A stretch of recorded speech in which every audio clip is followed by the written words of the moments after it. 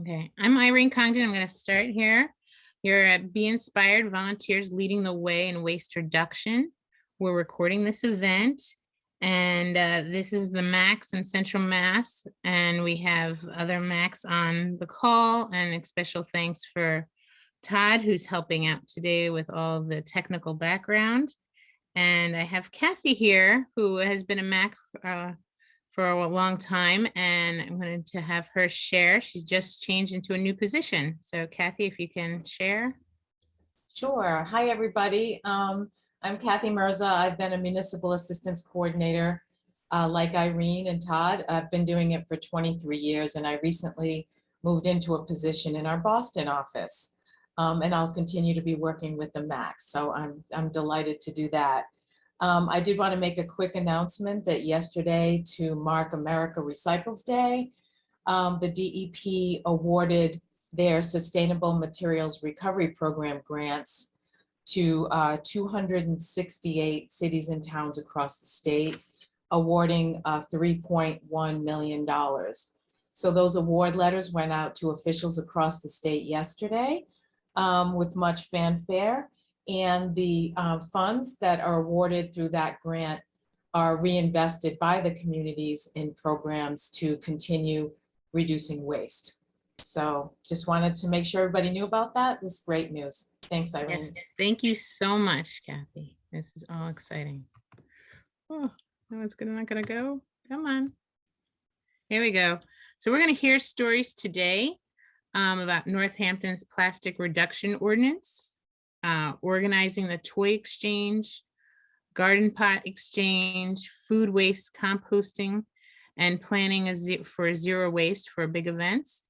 This is going to be a quick event. I mean, we got 1 hour and all the speakers, and so we're going to have them go right in. And this is just a taste of you're going to get a taste of it, and then we'll give you contact information so that you can go and meet up with them, talk with them to get more detail with your organization. But this gives you a taste of what they're doing and how it works. So we're going to come right in and go through. Noah is currently a student at Harvard. And so if you can share how you worked with the plastics reduction in Northampton. Sure, of course. Thank you so much, Irene. And I'm so happy to be here and talking to all of you.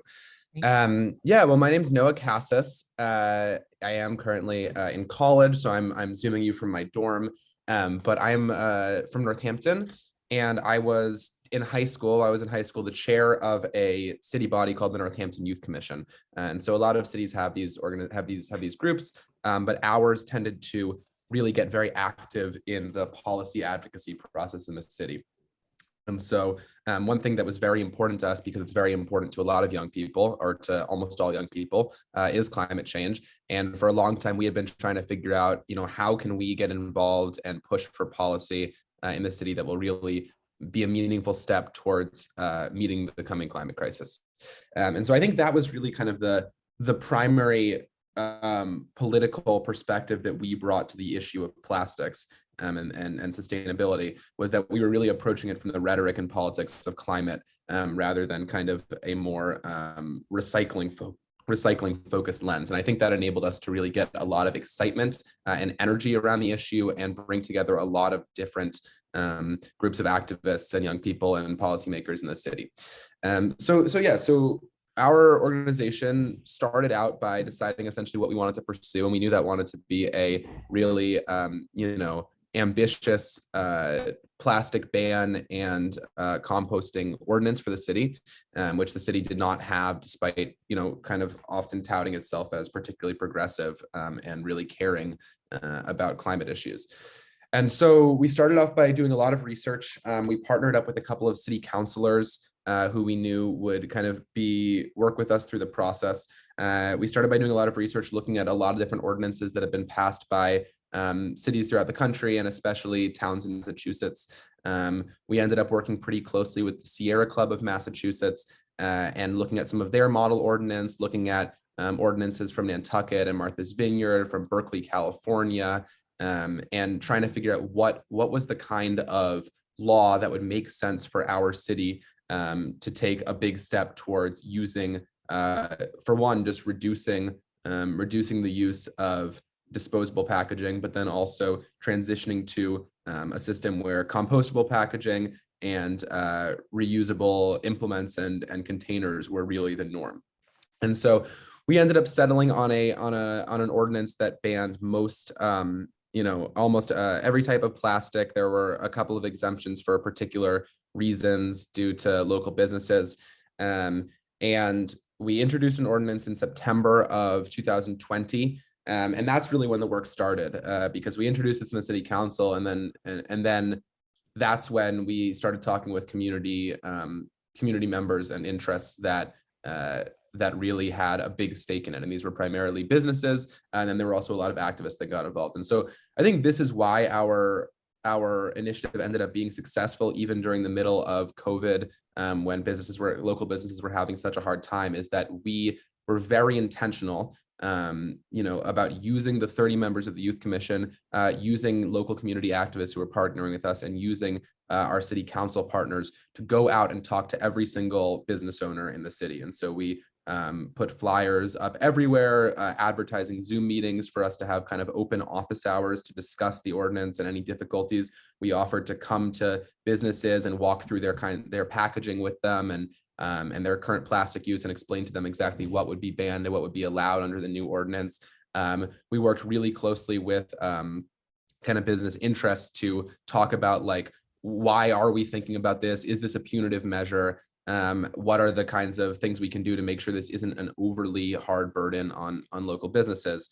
And yet we also kept very firm in our assertion that this is important for the city. This is something that we have to do if we're ever going to say that we, support a Green New Deal or support ambitious climate action, because this is really just the very beginning step. And we really framed in our rhetoric to the city council and to the press and to businesses this question of fossil fuels first and foremost, that the plastic sector is a driving force for the extraction of new fossil fuels. And that's really what we're targeting here. We're not targeting local businesses, and we're not targeting individuals who haven't had enough education on how recycling works. We're saying that as a community, we no longer want to support an industry that is making our planet unlivable. And that was where we were. We ended up taking a pretty slow process through the city council in order to give a lot of time for community input. We had many public hearings, like I said, many meetings with businesses, and eventually won unanimous support from the city council, and even had some businesses that had initially been quite opposed end up writing letters to the editor in our local newspaper saying that they thought the process that we underwent was a model of civic engagement and a model of public advocacy and government service. And so I feel very proud about what we did. It was certainly not just me. I was working with a lot of really passionate young people, a bunch of really supportive community activists, and some city councilors and public servants who were not afraid to tick off some folks at a sensitive moment to do something really important for our environment and our climate. So I think that's most of what I have. I mean, there's a lot more to say, but that gives a brief overview of what we did. And I'm happy to answer any questions from anybody. Nothing in the chat right now, Irene, but maybe we could take questions as they come in. Yeah. Anybody want to have any? Because this, I think, is huge. I think the hardest thing, I've always worked with municipal governments, and having that businesses say that you have had a civic engagement, I think you get an A++, because nobody ever gets that. It was, they felt that all their views were brought up. I think the one thing that has helped because of COVID is that we've had this Zoom ability that we can be all over, and it's always been so hard. I'm a family of business owners, and one person is home, one person's in the store. So there's really never been a time. And then when you literally get off, you're doing laundry or getting stuff for the store. So going to a town meeting, going to talk to somebody about something that you're really is not an emergency is almost not able to do. So having all those opportunities to do Zoom and getting letters and various ways of communication, I think helps people feel part of the solution. Irene, Well, we I'll had say that was, oh, I'm two so quick sorry, questions. Todd, go ahead. Sorry, we had two Yeah. quick questions that came in as you were talking. I don't know if you want to do that now or just after Noah. Yeah, I would like to get, because I know Noah's in college here, so I know he couldn't stay the whole time. So I want to get as many questions for him. Okay, so the first Perfect. question Well, is, oh, sorry, go no, ahead, I'm so Noah. sorry, go ahead. No, you read I'll it, you ask read that. it, go ahead. Okay, so what was your timeline from beginning research to passage? And the second question was, how many in your group of volunteers? That's great. Well, first, let me just respond to what Irene said briefly, which is that was the biggest challenge, especially during COVID, is that like literally finding the time to talk with people when they do not view it as an impending emergency. So the first thing was that Zoom did help to some extent, and we made a big effort. We scheduled during the fall of 2020 5 or maybe 6 like Zoom meetings, office hours, like 1 hour, any business owner can drop in. And we tried to schedule them at different times of the day so that different kinds of businesses could have the time to join. The other thing we did is that we went into businesses to meet people. So we really met people where they were. And I think that was the most important thing. And again, this idea of how to make business owners feel like they've been engaged, I think it's just about listening. I mean, you don't need to do everything they're asking you to do. They may be less than happy, but like almost everybody we worked with understood, like, yeah, they were not going to get exactly everything they wanted. This is a step that needs to happen. And like, even if they maybe opposed it, it's probably going to happen. They wanted to feel heard. They wanted to feel like we weren't, stomping over their concerns at a time when their business felt particularly precarious. But yeah, I'll be happy to answer questions. So to Mary's question, the timeline from the beginning of research to passage was quite long. These things take a lot of patience, and it also was lengthened by the fact that the high schoolers who were driving this process, were in high school and doing a lot of other things in life. So I would say we probably started in we'd been talking about the idea of doing something like this in the Youth Commission for a while. We really started around May 2020, really getting into the weeds, finding our partners, looking at the different ordinances that we were going to look at. We spent most of the summer, this is all over Zoom, doing, the legislative writing, actually writing out our ordinance, checking in with attorneys and experts from the Sierra Club to make sure everything was kind of up to snuff. And then the process in the city council was kind of from September to the end of December. So I would say it ended up being about 6 months, 7 months, with a good amount of time ahead of that, like just talking about it and thinking about what we want to do. And then how many in my group of volunteers? I mean, it's complicated. I would say, so there were like 4, there was a group of like 4 high schoolers who were kind of the core of it. There were 2 community activists who worked really closely with us throughout the process. There were 2 city councilors who worked really close with us. And then our group of kind of wider volunteers, of the people who we would call on to show up at city council meetings and public comment to support the ordinance, ended up being something around like 30. So yeah, that's a pretty small group of people can get a lot done. Okay. Is there any other question? I know we want to keep on going because we have a short time to go with 5 speakers here. Is there any other that was pressing, or that was it? Just one that I just put in, Irene, if Noah wouldn't mind sharing a copy of the ordinance and perhaps any other outreach that was used with businesses, that might be great to share. Yeah. Absolutely. I'd love to do that. I will have to get that to Irene after the meeting, and then maybe she can email it out to everybody. Yeah, and I do have it. After I'm not talking, I can put it in the chat. I do have the link. Okay, so Perfect. now next is talking about toy exchange, and to have Nancy talk about how that was started in Agawam. Thank you so much, Noah, for all your help here. Okay. Hello, I'm Nancy Bobskill, and I'm a member of Agawam Zero Waste Club. And Agawam Zero Waste Club is a group of 5 friends who participate in various activities that promote zero waste and promote the culture of reuse. And so our one that I'm talking about today is our annual holiday use toy exchange. Next slide. Can I do the next slide? Oh yeah, okay. So what we do with this, with the used toy exchange is we collect gently used toys from the public, and we do this at the Agawam Public Library.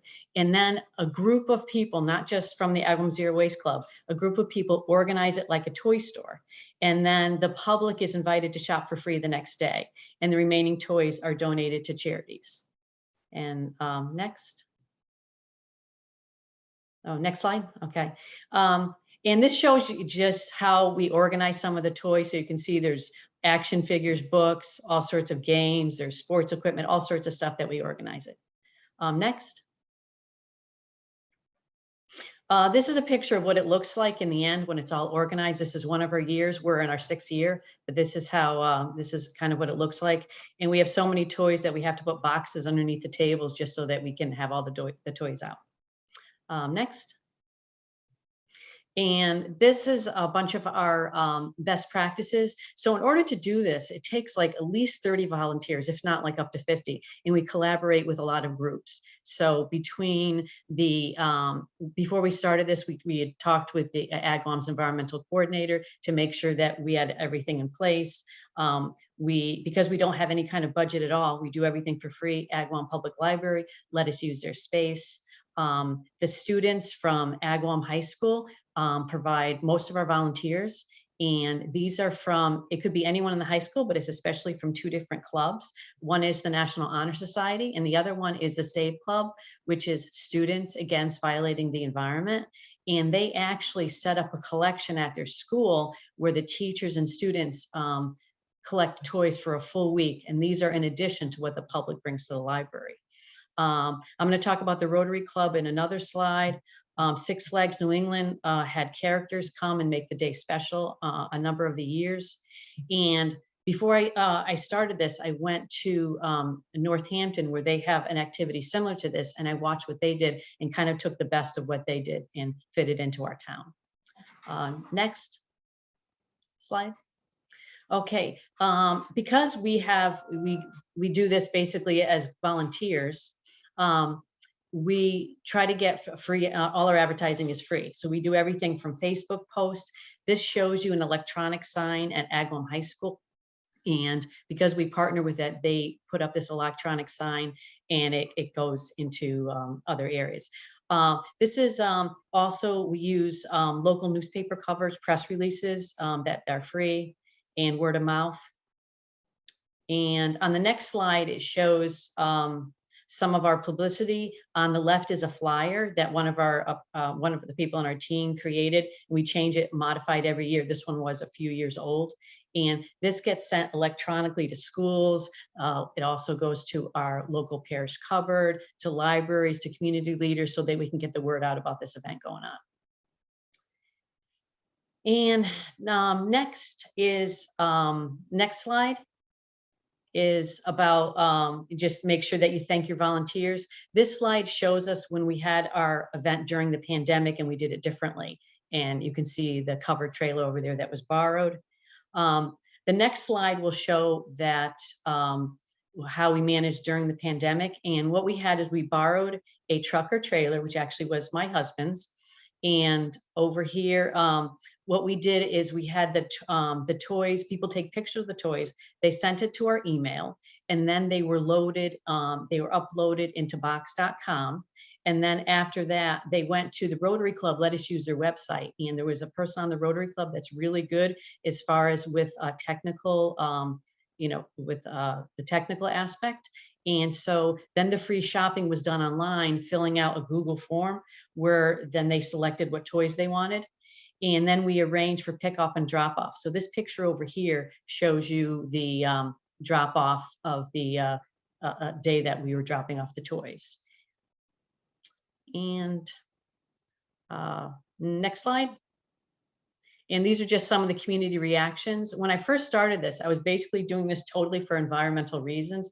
And then I realized that it was really more than that. It was really a sense of community, how much people enjoyed participating in this event, whether it's because they were able to get toys that maybe they weren't able to get, or they were able to have their children share their toys, and really just enjoying the secondhand market.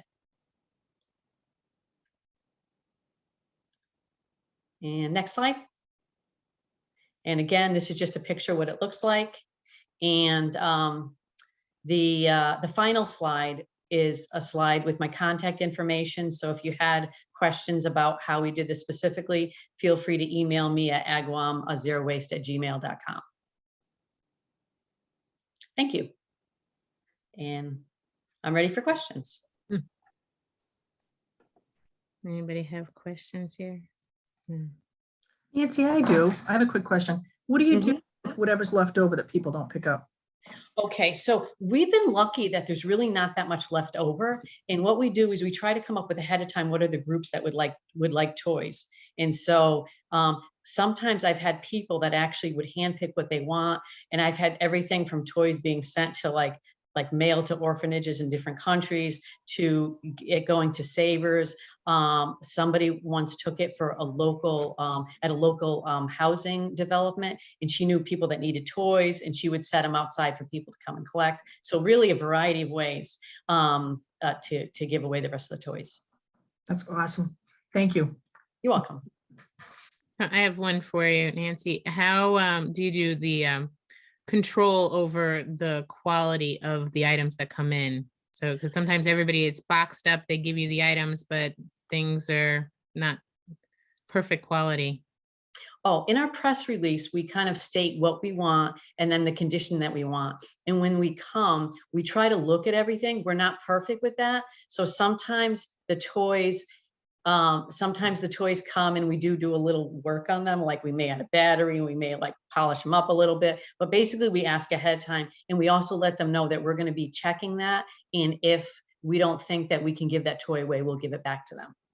And do you have a date for this year that if anybody here wants to kind of check it out, that because they want to do it for next year? Yes, we do. So December 10th is when the toy drop off will be, and that's going to be at the Agawam Senior Center this year because our library is closed, and so the library got moved to the Senior Center, and that's when the drop off in the organization will be. And the free shopping will be the next day, which is December 11th, starting from 11 to 2, and again at the Agawam Senior Center. Great. Thank you so much. How are we doing? And then we're going to keep on moving because believe it or not, we have half to go. Was there any other questions? Quick questions? Okay, I think we want to get Roger to talk about garden pots. Thank you so much, Nancy. Oh, you're welcome. There you go. Should I start? Yeah. Okay. So I'm Roger Berman. I'm on the Northampton Reuse Committee, which is part of the DPW. And we do a lot of pop-up events every year. And we also have a swap shop. So we do a toy exchange, as she mentioned, and all kinds of stuff. And this is one of them. This is relatively simple. We piggyback on the Save Our School organization, which is part of the Northampton Education Foundation, I believe. And every May, they have a giant plant sale at the Smith Vocational High School. And they put it on the lawn between the school and the road, and hundreds of people come. And so one year somebody got the idea, people need pots, people want to get rid of pots. So we do a pot exchange, and we, of course, modified it to garden pot exchange for the obvious reasons. As you'll see on the slide, that's John Sass, one of the intrepid volunteers who's there pretty much every year. You'll see part of the way we organize it behind him. We usually use a couple of spaces, parking spaces, but on another side, you'll see it one year we did it on a lawn.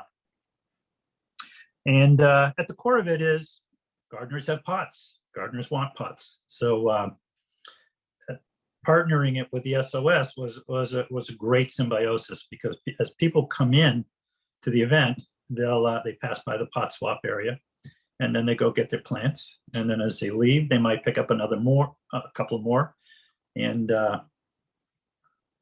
it's a great way to exchange stuff. So so the logistics from our extent is fairly simple. We have to advertise, of course. We have a Facebook page. We have a pretty extensive email list, and we put out reminders. And Susan Waite may be able to tell you a couple more, because she does most of the. She did most of the advertising. but get the word out, just like with the toy swaps. The pot swap is pretty much similar. And then Hey, we Roger, get just there real, early. Roger, just Okay. real quick, just remind me when you want me to flip the slides, okay? Okay, sure. So yeah, well, why don't you flip the slide to the next one, because that's our flyer. And we put a new on every year, of course. And you can see, just like with the toy exchange, we have a little reminder there, only gently used pots will be accepted. This says, please no trays, but we often accept trays because people go into plant sales, often want them. But we don't want junk. We don't want cracked or broken pots or anything like that. And we have a couple of example of those of slides later on. And we won't accept the crinkly plastic pots unless we have an end user. And a couple of years, there's a local nursery in Hadley which accepts pots, all our leftovers. You want end users, as just with the toy exchange. And you also want a place where you can recycle the inevitable leftover pots that you didn't catch that were cracked. So I'm going to go over that in just a minute. So let's go to the next slide. And you can see this is the year we did it on the lawn. And you see it's kind of loosely organized. You try to organize it as much as you can. And you also need a pullover spot. You can see that guy on the left dropping off some pots. And you need to vet them. So you need to have someone go through them and tell them, we can take this, we can't take that. And you really need to be up on the what can be recycled and what can't be at the time of the sale. And then they just have to take their leftover. But inevitably, there's going to be some trash. So you want to have a place to put all that. Okay, let's see what we got here. So let's go again to the next slide. And these can be rather subtle. You can see the cracks in those and the bent places, and somebody may have them stacked inside another pot. So sometimes you have to pull them apart and go, oh, no, we can't take that. You need to take that back and recycle it. And you should also have a place to tell them where to recycle all the stuff they have to take back. Next thing you want is, next slide, is you want to organize it. You want to organize it by size. And this, of course, is a very fluid thing because as pots come and go, things are going to change. And as you'll see, that center one see all those pots were the same size and color and shape. And some of those vendors who are at the Save Our School, well, look, I'll backtrack just a little bit. What they do is they have volunteers bring in quite a few plants for sale. The Smith vocational students will also have like 2 trailers worth of plants for sale. And then some of the local vendors will have plants for sale and some other gardening items. The vendors love stacked pots because they will take them and use them. And so if you can stack them, just like you can see, the one on the right is a stock photo, but the ones on the left in the middle are what we've done. And that works really well. Let's see what we got here. So let's go over some of the logistics with the next slide. So as with the toy exchange, you want to pre-arrange end users.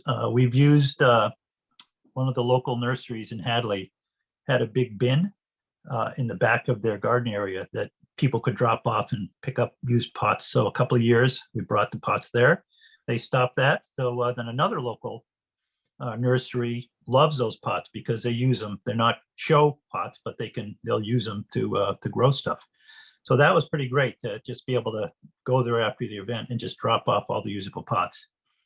But you also want a place where you can put all the leftover pots and all the recycled stuff. And then, of course, the inevitable trash. Another one you have to be slightly concerned about it. Usually people are pretty good about it, but you do have lurkers, people who will hang out and wait for the really nice large ceramic pots and try to grab those. And, it's fine if you want a few, but you really want to share the wealth and get as many of those. Those will go fast. Sometimes they don't even make it into the stacking area.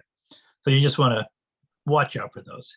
And we do a little cleanup at the end in the beginning. And we also have a few, like a starter pot set, you can almost consider it, that we have at our local recenter and at our swap shop at the transfer station. So we get a few of those, people may bring a few from home.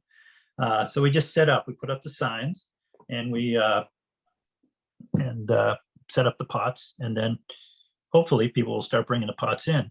And then of course with cleanup, you need to be ready to maybe have some recyclable trash bags or some bins or something to put your extra stuff in. And then of course at the end you need people who will follow through, people who will bring the pots to the end users and the recycling and all that. So that works pretty well. And then finally, let's go to the last page here. You want to have some fun. So you can see we have the pot heads there. And that's John again with all the free pots.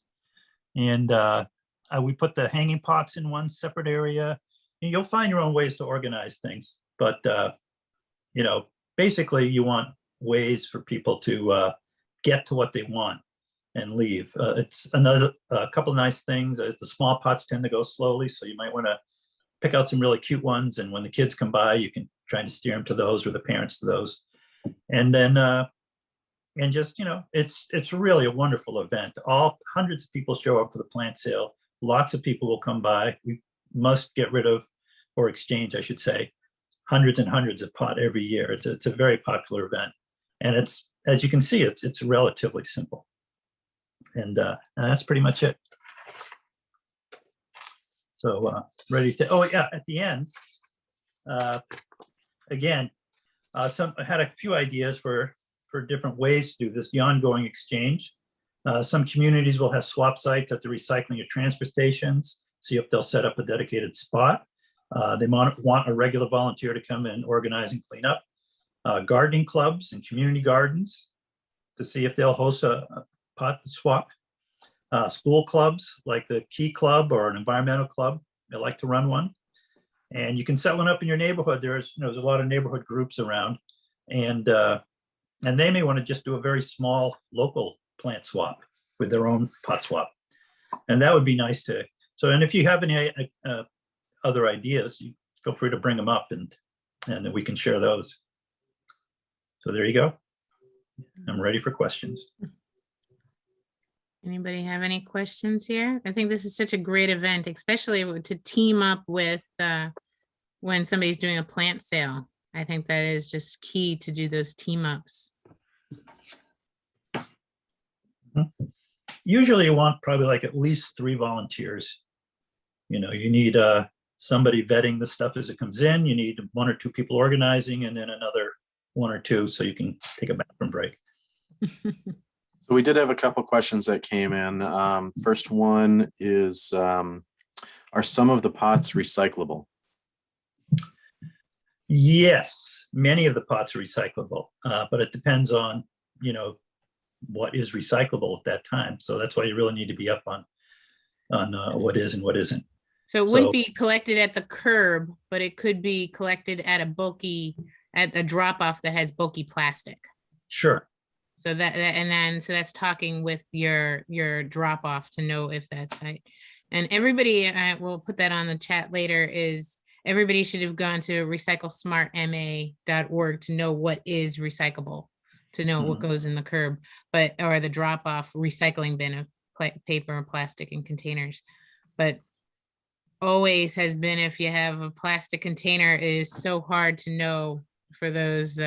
It's black, even though if it's labeled and it has it the same as a detergent bottle, it's black. And now the screens will say it's not recyclable because it's on a black conveyor belt. So the optics can't tell. So it's harder and harder to do it that way. So that's why it needs to be at a drop off. So it's connecting. For Central Mass, and I know others, that we have open recycling centers, what we call CHARMS, Center for Hard to Recycle Materials, and to have that available so that where people can then drop off bulky plastics. But a lot of my bulky plastics have been on pause during COVID and China's changeover. And so we're waiting for the bulky plastic market to bloom again. I'm hoping this year. Plastics are definitely getting better markability. Right, which is why you have to have the volunteers up on what is and what isn't. so that they can tell the people bringing them in. And it's also a nice educational opportunity to let the people bringing stuff in to educate them on what can and can't be recycled at the time. Couldn't even hurt to have a couple of pamphlets and leaflets to give people to let them know what the current recycling parameters are. Yeah, we have that on Recycle Smart MA is a great flyer. You can just either show it and have them just get it onto their computer on their phone, or you can print it out. Was there any other questions, Todd? There are two. How much time do we have? I know we're getting close. Maybe take one more. What's the? I don't think you guys are selling the pots or plants, right? So maybe we'll go. No, to the next. we're just a conduit. Okay. And then I think the swap shop one was probably for our last speaker, right? So all right, so that's probably it for now. We can move on. Okay, so Yeah, now we're just gonna email me. go to. My contact information. I don't, did you show that last slide? Yep, and I put it email me. onto the chat too, so people can get it. So you'll get people contact you. Okay, great. Thank you so much, Roger. Thank You're you so. Okay, so I'm gonna have Susan. I'm gonna share my screen again. Let's see. And did it come on now? Can you see it? There we go. Yeah. Okay, so Susan, if you can share here, and I have a little bit of this, so. Okay. Information. Is there a little picture on the side too? Yeah, I have this one.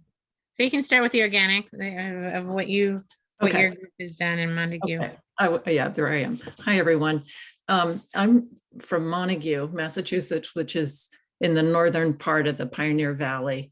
Our town's smallish, it's 8,000 plus, and it's partly rural, partly urban. And the group of volunteers that I work with is called Drawdown Montague. And a few years ago, it's really a small group of friends and neighbors that got together and were kind of despairing about the climate crisis, and wanted to do something more proactive. And so we were inspired by the book Drawdown that ranks solutions around the globe, 100 different researched and ranked solutions that are already happening to combat the climate crisis. So we got that and said, what can we do in our community? Small steps, positive. We want to be pragmatic. We want to build bridges with neighbors. We want to tap into local networks, get to know the town better and how they're doing in some of these areas. So that was kind of our motivation. And I think literally in our first meeting, when we started talking about, well, what could we do? One person said, I was at the local theater this past weekend, and can we do something about the plastic cups that are used at intermission time for refreshments? And everybody kind of jumped on that. There's too much plastic in the world. We know other communities are using compostable cups and that sort of thing. So we said, could we get compostable cups used at the Shea Theater? What about that? That could be a first step. One person knew a board member, another person, was on a town committee. Somebody else knew about Amy Donovan at the Franklin County Solid Waste Management District. So that was our starting point. It's like, let's talk to these people, do a little research and figure out how we could move forward on this. So, at our next meeting, we kind of hatched this plan. And one thing that we found out from Amy, I'm just going to say Amy, she's like the best composting person at the Solid Waste Management District. So, and is a terrific source. Can you hear me okay? Oh my Yeah, God. we can hear you. Okay, great. It was just awfully quiet there. for a sec. Okay, so I'm gonna mention Amy a number of times, but she was our main technical resource, and she could tell us that there's composting happening in the schools, but not with the businesses. She could tell us what was happening in other towns and how they were doing, and you might want to talk to so-and-so about their program. So she was just like a really terrific resource. So we really kept her in the loop, and she kept us in the loop as we move forward with this project. So simply put, we got the theater to say, sure, we'd like to try doing this. Our group bought a bulk crate of compostable cups, and one of our members drew up a spreadsheet of all the different events that were happening, and we signed up to, I'll take this event, I want to go. We could go for free, and all we had to do was at intermission staff some of the educational signs around the trash bins that instructed people to compost, and then gather up that stuff at the end of the show and take it to a nearby school dumpster that was for compostable materials. Because, as I said, the schools are already composting and the kids have been involved, and there's a local farm, Martin's Farm, that does the pickup, and they do high heat composting. So really, we were just, sort of plugging in these local pieces to make this thing happen. So that was the first part. And we all, we covered all these different shows and went through this bulk container of, 4,000 compostable cups or something. So we were thinking, all right, this is possible. And by the way, we made it clear with the theater that we would buy the first crate, but the idea was for them to sort of wrap this into their overhead expenses as time would go on. And that was fine with them. A little bit later, with Amy's help and different people's suggestions, we said, well, can we tackle more of the businesses in town that are food related? So restaurants, bakeries, a couple of breweries, grocery stores. And what we did is develop a list of all these places that we would go talk to and invite them to a workshop on how to reduce food waste in businesses. And this is a workshop that had been run in a couple nearby areas under the auspices of the Greater Quabbin Food Alliance. And that's a consortium of a bunch of organizations that are working on this too. So they'd sort of put together a technical session, workshop session for businesses. And we said, well, let's do that in Montague. So that was the next kind of organizing event that we did. And so we went door to door to these different businesses that we'd identified, bakeries, and even a senior center, because they made meals a few times a week. And, this was our chance to kind of, some of us had connections at these different businesses. Some of them were cold calls, but it was a chance to introduce ourselves and say, find out if they were already doing some composting and what that might be. And for example, there were some small restaurants that took their own organic food waste and took it back to a pig farmer nearby. So there we learned who some of the allies were who were already doing things, and maybe they didn't need our help at that time, but we were sort of building this momentum, is how I like to think of it. So let's see. So we ran this workshop, and the result of, and actually it was at one of our local breweries, Brick and Feather, which made for a nice evening. And it turns out Brick and Feather was also interested in composting some of their, the byproduct of their beer making process.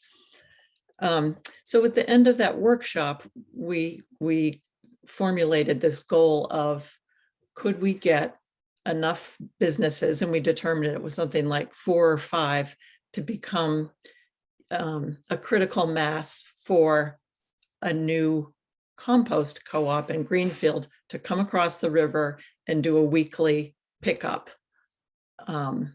They have these plastic bins, different sizes, they clean them and they drop them off in exchange for the compost. So they do those routes. And so this was a newish business, and that was a good relationship if we could get them to come across the river.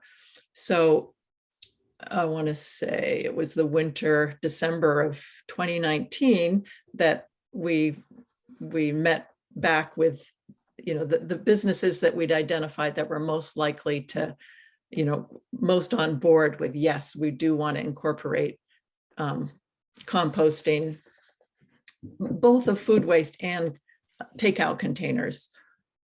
So we got a handful of business, and right after the holidays, the compost co-op started to set up this route with them. And one sideline that I think was quite interesting is that I don't know if this is a statewide requirement or a town thing, but we have a new marijuana dispensary in our town, and one of their requirements of being there is to do a certain amount of charitable work in the community. And Amy Donovan again said, I know that it's Pharmacy 253 is looking to do some public service work. Perhaps they would, help subsidize, say, a compost pickup at the senior center, or I forget what the other ones, places, or maybe even the Shea Theater, places that had a public benefit. They weren't private businesses. So that was another piece of this that was sort of interesting and, good for us to learn about those linkages. So this was all set to go, started to happen, and then COVID hit. And, these restaurants shut down immediately. And all of that was kind of put on hold, as you know. But we didn't despair. And I'll just sort of end this with, actually right now we are, it's back on our list to go back to start with the 16 restaurants. Many of them have not reopened and won't reopen. So we're going to go back and kind of find out where they're at. We do know that the compost co-op is picking up at a couple of restaurants. So we want to work with them again to, just try and make more of this happen, put that back in place. But meanwhile, the thing that we did during COVID was to work with the town to say, we would love to see a composting dumpster at our transfer station, because that's something that we haven't had. And that would be a place that just any resident could take their food scraps and take out containers. So we worked again. This was the Amy Donovan again at the Solid Waste Management District. She has her finger on the pulse of what's going on with the town, and she was able to put together a proposal, work up some numbers, and the numbers persuaded the town government that this was really worth doing. So we didn't have much to do right there, but what we said is we'll help promote it. And what we did was arrange, this transfer station is open 2 days a week. And we put a sign up sheet for our members to volunteer for, I think it was a period of 6 weeks in the spring when the Thank you, dumpster. Susan. I'm going to have to cut you off here Okay. because we can, and Okay. we're going to have, I'm going to shut my screen off. Sorry for cutting you Yeah. off. No, I know time is We tight. want to get Christine on, And then we're going to take questions if we have on time and if people want to stay longer, but I know we kind of said noon to 1 and we got 5 minutes. And I Okay, really told her she'd have 7 minutes. okay. Thank you very much. Thank you so much for all you've done. This is just great. So Christine, if you can get on there. Hi there. My name is Christine. We're still looking at Susan, Todd. My name is Christine Shreves. I live in Wellfleet, Massachusetts, which is on Cape Cod. We're a town of about 3,500 year-round, about 17,000 plus in the summer. One of a long-time festival held in Wellfleet is called the OysterFest. We have the shellfish industry in this region, and an organization called SPAT, which is Shellfish Promotion and Tasting, has held this festival. It started like 20 years ago. It's grown and grown, and in October 2019, we had decided to make it a plastic-free event. Just as some background, the town of Wellfleet has been passing plastic reduction bylaws and invoking policies since 2016. And these have been put forward as petitioned articles by the Recycling Committee. So our latest was a plastic water bottle ban. It was the first a municipal bottle ban in 2020. And as soon as that was passed as a policy that the next year the town could not purchase single-use plastic water bottles, the OysterFest wanted to sort of follow with that, as they had through the years, followed our various initiatives. So we formed a net zero committee with SPAT. I should say that SPAT was obviously the driving force. It's their festival. And they asked the Wellfleet Recycling Committee and other people in the community to participate in figuring out how we could hold a plastic-free event. Next slide. So the first thing to do was talk to our vendors, because obviously defining our waste streams had to do with what products were being brought on site. So the biggest, I would say, this is definitely a drinking crowd at the OysterFest. There's music and shucking and lots of fun, and there's a lot of beer consumed. In the past, they had been, in unrecyclable plastic cups, then in compostable cups or rather PLA cups. So we wanted to get rid of any type of plastic or even PLA for 2019. So the vendors agreed to can their products, the beer and the wine from a local winery. So there was some draft beer. So as you can see in that photo on the left, we had we bought a large quantity of these souvenir stainless steel cups that their beer would come in, and then they would reuse them thereafter. In getting rid of plastic water bottles, we bought a pallet of canned water that were then sold to the vendors. So they were only allowed to sell the canned water, no plastic. What made this work is that an organization, a nonprofit called Sustainable Practices, stepped forward to help with the redemption of the cans. So the first step was to collect the cans. We decided that our recycling would only be cans that year, and they went through and sorted and cleaned and emptied and bagged for redemption all of the cans. So there was no contamination issue because it was being manually sorted. Next slide. So that was our first waste stream. Second was shell waste. A lot of oysters and clams were consumed.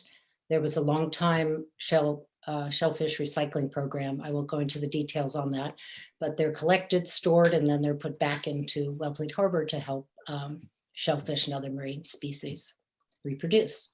Next slide. For the food vendors, we decided what our policy was. We had sample materials and products. We gave them that information. We responded to their questions to give them specific suggestions, and we provided the open water for them. We also had, on the right, you see a large, what's called a water monster. We had 2 of those on site. They hold a lot of water, and they have like spigots all the way around so people can refill, or we also had wax paper cups. Next slide. So waste stations is something we struggled with a lot because it's a pretty compact space that the festival is held on. I mean, it continues all through town, but it's primarily behind town hall where the stage is. So we used hay bales to sort of define the space and to put big signs into.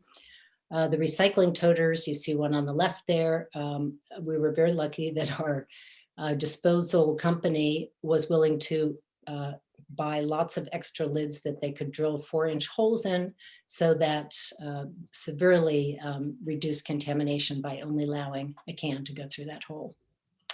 The volunteers would help direct what waste stream waste would go into. And then we also had like liquid diversion receptacles, because, you know, a lot of beer gets into the, well, in any case, we needed liquid diversion to keep that out of the waste stream. On the right, you see grabbers. We provided equipment to all of our recycling volunteers so that they could decontaminate and move recyclables from trash cans into recycling. Next slide. So managing the volunteers, we had about 40 people in 2019 for a 2-day festival. We could have used a lot more because basically if you have a trash can or a recycling or a shell receptacle, somebody has to be there to make sure things get into the right place. Next slide. So there weren't a lot of costs other than upfront costs for SPAT. You know, they had to procure all of these, 20,000 stainless steel cups and also buying the bulk water for resale. We needed some equipment, aprons, rubber gloves, grabbers for the volunteers. Our disposal company, Fraser, invested in these alternate lids for recycling containers with the holes. Major challenges were the crowds. It was very hard to move around with all these different waste stream receptacles. And the other thing was the untended trash and recycling receptacles that, staff of the disposal company would move some out and just stick them somewhere that they thought it should be. But if it's not tended, then it's contaminated. And then just getting enough volunteers. That's always a struggle. We had, very enthusiastic volunteers in AmeriCorps, high schoolers, citizens, but you always need more. And I think that's my last slide. Thank you very much. Oh, and I would like to say something that an email that the executive director sent me of SPAT. She said, please do stress how much this effort was a collaboration between SPAT and Wellfleet's recycling committee. Emphasized that the recycling committee's recommendations drove municipal change, and as a result, change in the OysterFest. I was on the same page as you, but the fact that the recycling committee affected those changes in town gave me tooth to make the same changes in the OysterFest. The Wellfleet Oyster Recycling Committee and all recycling committees are powerful agents for change. That's it. Can you hear me? Does anybody have any questions for Susan, for Christine and Susan? I know we're past 1 o'clock here, so I wanted to give everybody these fun fact stuff here. I know, thank you so much for everybody's time. And I had one thing I was going to share, one more slide just to be fun here if I can. So just some fun facts to share. DEP did award the SMRP grant that Kathy shared yesterday for America Recycles Day. I put the link in the chat in celebration of America Recycles Day. If you haven't checked out the quiz, it's a fun quiz to take, is recyclesmartma.org quiz. I also put the link in there for, you've heard a lot of these projects and great events, and there's grant money, there's assistance, and you can work with your town and your MAC. So I put the MAC coordinator list on there. And also Thanksgiving is right here, and ways to make it a less wasteful Thanksgiving. I just use this for guesstimator of how much food to buy and have, depending on how many people, especially since everything has changed. Of you might have more people or less people for Thanksgiving, and different people eat different amounts, and it gives you a great estimator. So to have less waste. So thank you guys so much for sharing your afternoon with us for your lunch. And we will send out the link of the recording. Okay. Thank you very much. Thank you very much. It was Have a great. Great afternoon. Thank you.